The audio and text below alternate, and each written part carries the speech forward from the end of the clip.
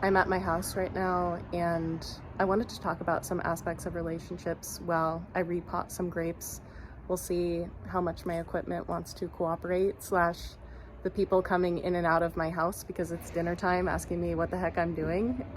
So we'll see how my equipment wants to cooperate, slash my environment, slash the acoustics. Here are the grapes I'm about to repot.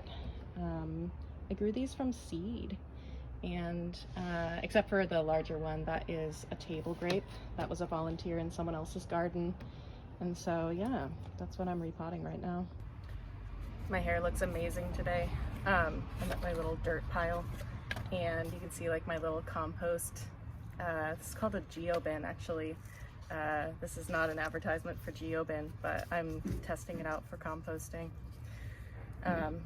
Anyway, I made a video earlier for Father's Day, and I wasn't gonna make one. I haven't talked that much about my parents on my TikTok just because I know a lot of people like feel like their family intrudes on their TikTok, and it's one of the same reasons why I don't talk about it a lot on YouTube, is because I don't want to share certain personal details. I don't think that my parents have a TikTok, or if they did, I would definitely block them just because I want that privacy. But I bet you anything, my parents have a YouTube. So there's always like, you know, what if they find stuff? And ultimately, if they find stuff, it will be my truth, and it'll just be things that maybe I said in a way that I wouldn't want to say directly to their face. But, you know, all of it's stuff that is honest. And it's funny, I was talking to my friend Sarah about, you know, some ways that she's able to be a little bit more forward in relationships that I'm not, and I was just like, wow, I really wish that I could be mean to my parents in the same way. You know, when I was younger, I was really able to be brutally honest, and I generally am a really brutally honest person. And I just feel like as I've gotten older, for whatever reason, the way my personality expresses itself is like, I want to protect everyone's emotions. And what's funny is usually that's how we start the first part of our life. I've heard a lot more stories of specifically women who are taught a lot of like care behaviors and care values. They are people pleasers first, and then they become, you know, more boundaried and more able to set boundaries. I was like emotionally closed off, more like boys are. And I don't know why I took that direction. I'm definitely realizing more and more that, you know, I was a golden child. Well, my camera is a little bit crooked. I hope that doesn't bother you. But yeah, realizing more and more that I was sort of a golden child, and treated in a certain way to where I developed more dismissive features, more avoidant features, because I was able to. And, you know, I think I would have developed very differently had I been parented, you know, a little bit differently. But I think that it would be actually really healthy in my relationship with most people to just be honest about how I feel, because we never really know how we're going to affect other people's emotions. And I always think, you know, like specifically my mom, like she can't handle me being not okay with things. Like I have to pretend to feel a certain way, and that's not true. But yeah, there's like a lot going on, I feel like, in the collective energy and in a lot of people's lives, of like comparing parenting relationships to other relationships in our lives and realizing that they leave something to be desired. And I don't know, I struggle with this idea that, like, you know, I think that it's valuable to maintain some relationships in my life where I would extend myself to connect with that person, even though they are not necessarily someone that I would make friends with. I think there are a lot of people that we keep in our life that are not necessarily to friend caliber. Oh, here comes some talking people. I live in a really busy area. That's really fun to like go to ice cream shops and stuff, but the truth is there are teenagers walking by who have things to say, and dogs in my house that have barking to do. Um, where was I? So, you know, what are the relationships that I want to have in my life that are sort of not people that I would be friends with, but that I have a larger like community responsibility to. I think that I do have people like that in my life, who I don't necessarily respect, but are valuable parts of my community. And I think that's the way a lot of people got by with relationships with their parents.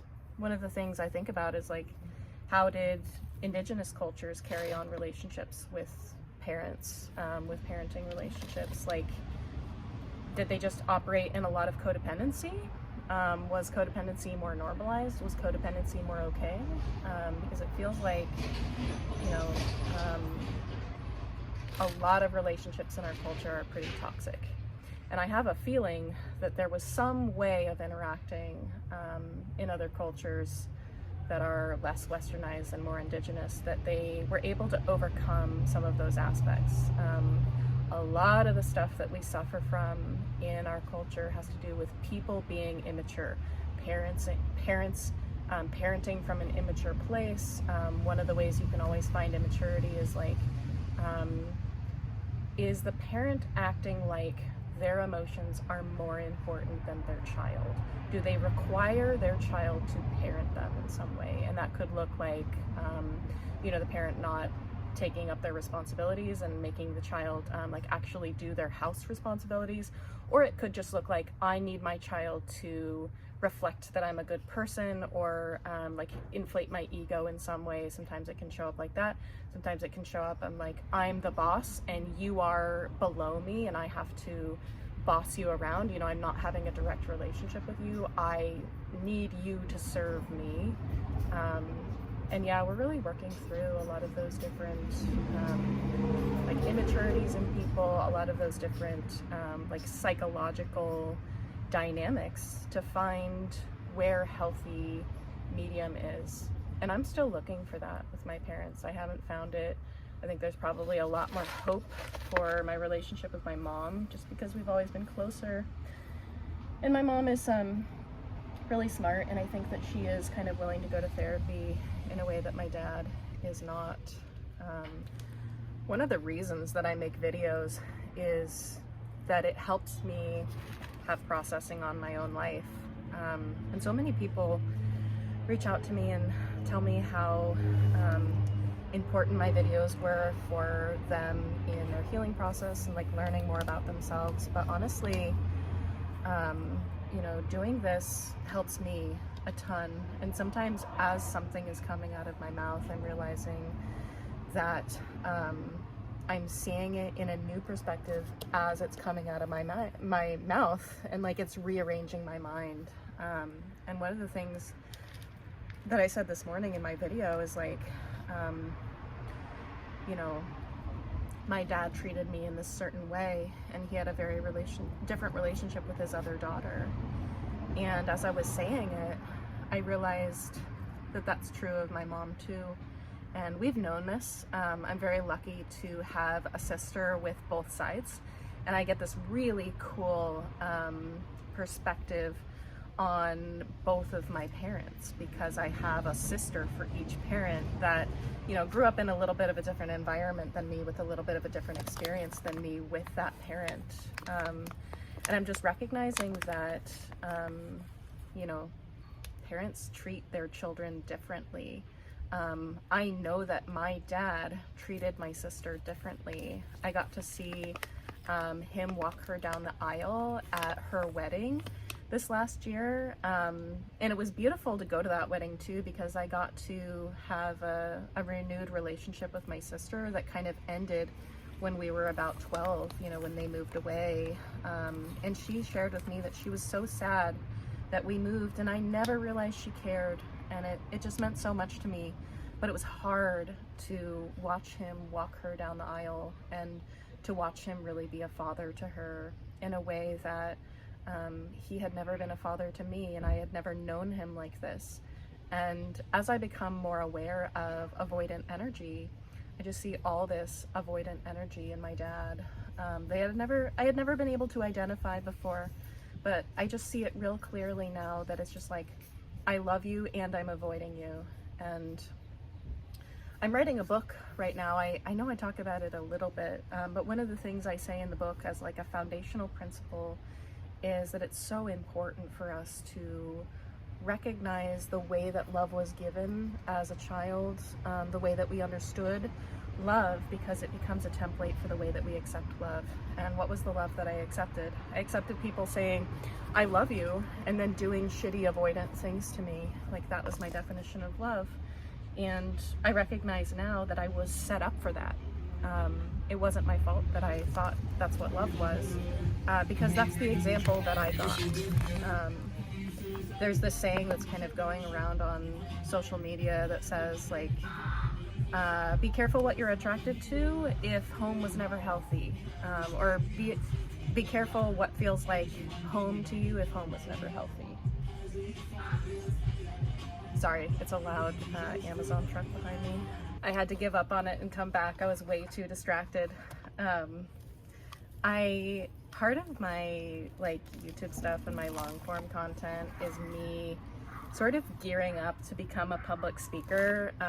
I would love to speak in public forum, and I think part of that is learning how to overcome distractions and like be able to have a thought process when the conditions are not perfect. And so you're kind of watching me go through that in like a busy area. It went really well when I was walking through the neighborhood the other day, where I just had a stream of consciousness, and I felt like that went really well. But I feel like in some circumstances there's gonna be too much noise around me, and so I'm really curious if you're watching this video if there's just like too much noise around me, because obviously I'm wearing noise canceling headphones, so it's a very different experience for me talking to you on my headphones.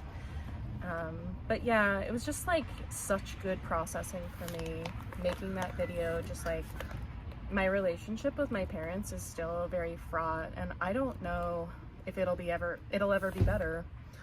And one thing that people don't talk about a lot is the sense of being forced to forgive people prematurely. And that was an aspect with my dad, is like, I forgave him way too soon. I actually needed to go through anger before I could come to forgiveness. And I think with women, because of all the, we're encouraged to be empathic and compassionate and care and be pro-social.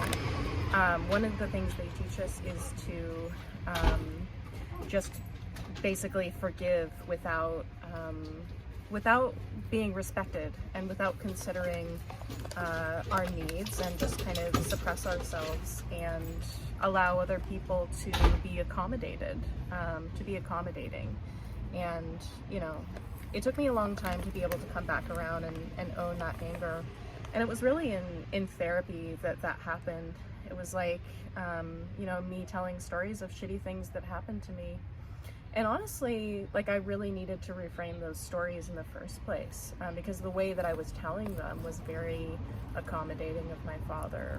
And I needed to come back and say, wait a second, how come you never treated me like I was your daughter? Like, I've always wondered if I was just gonna get that call one day and find out that you had passed away.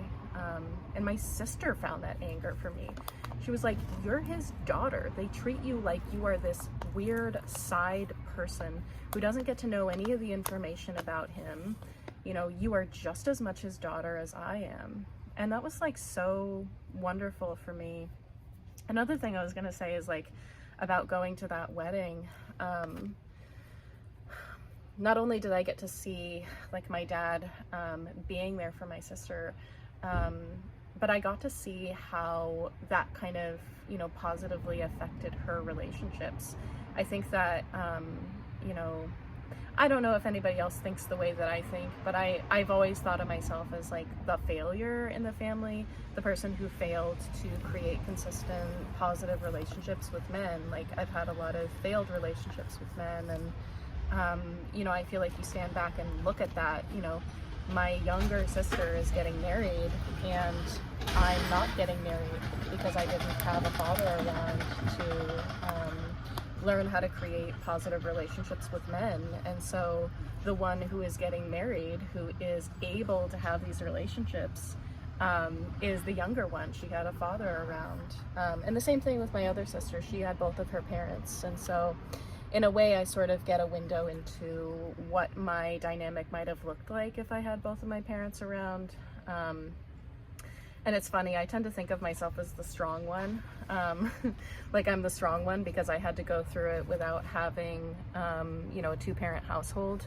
It's funny because I was raised by a stepdad, but I never felt like he was, I never accepted him as my father. And I look back on it now and I see like my mom and my stepdad are Gen Xers, and they really believed that, you needed to have two parents in a household, that children need a father figure. And I don't really believe that anymore.